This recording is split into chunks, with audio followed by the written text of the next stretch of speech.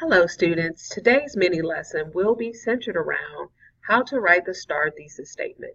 As a reminder, the thesis statement is the writer's promise to the reader that he will indeed accomplish the tasks that he sets out to accomplish.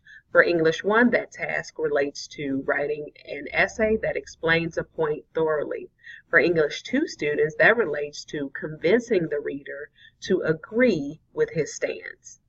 There are three types of thesis statements that students tend to write.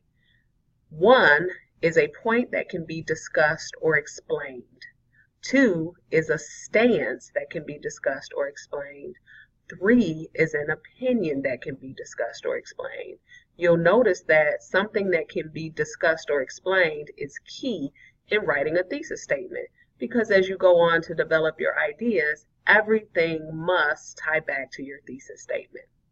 Let's take a look at the prompt and how we would create a thesis statement that relates to expository and persuasive essays.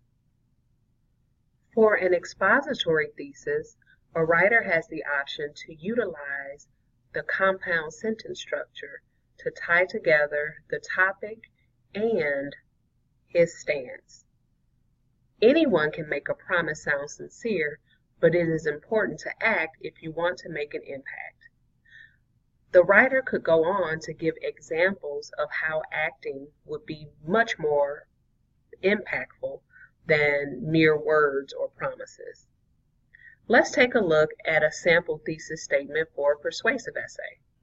Sample thesis number 2 utilizes a complex sentence structure while also tying together the prompt and the writer's opinion. Now you're going to practice writing thesis statements using a strategy called thesis rotation. Step 1 will be to preview all of the prompts. Step 2 will require you to write a thesis statement. I think you're all set to practice writing thesis statements. You've got this. Good luck!